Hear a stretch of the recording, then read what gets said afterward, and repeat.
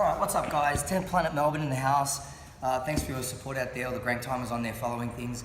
Lately we've been talking about mobility and whatnot and some of the habits I have when I'm on the road and training. So I thought I'd go through some of the foam rolling things that I like to do that I've picked up along the way, whether I've trained overseas, picked up off Denny, picked up off JT, one of my strength and conditioning coaches, and just, hunting around and trying things out and getting the best advice. So here's some of the things that I like to use. Don't take it for gospel, just try it, see how you go with it. So the first thing I like to do is open up with some glute work. So first thing I do is I just sit on the roller, just as if I'm just sitting on a roll, just like that. And I'm just gonna flop my left foot over it.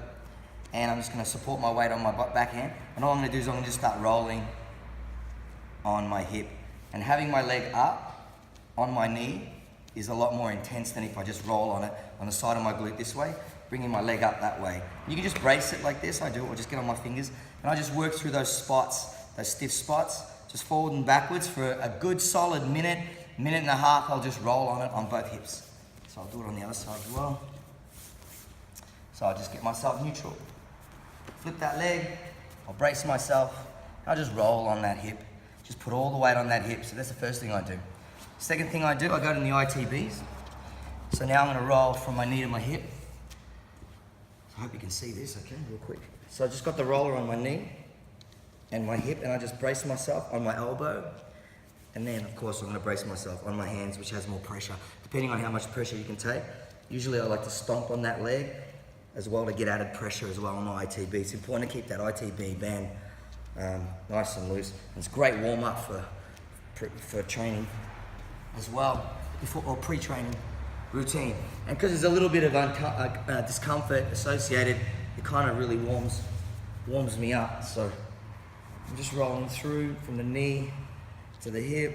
You can go slow, some people prefer slow, but as a warm-up I like to keep moving things a little along. So I like to get a lot of blood in there. So I can get on my elbow or up on my hand. Your choice, but run that roller all the way up and down the hip. Exercise 3. I'll put the roller in the middle of my back and I support my neck.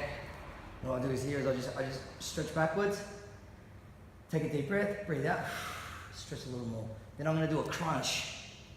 Then I'm gonna roll the roll a little bit further back, stretch out, crunch, roll the roller down so it goes up further up my spine, back, and then crunch. And I might repeat it. Get a little bit more on my second rotation.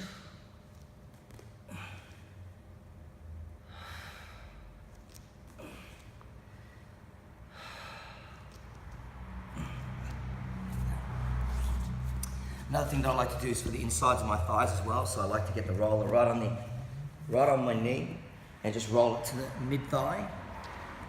I might do this for a minute. Then I'll go from the mid-thigh right to the attachment of the pelvis, really close, if you know what I'm saying. So just be careful, guys and girls. I just roll on that for a good, good minute on each part. Same on here, knee to the middle. Take my hand away so you can see I'm just rolling on that. I hope this is okay. This is really, really amateur video, but I don't care. You get the point. And then I go from the middle to the front of the pelvis like that.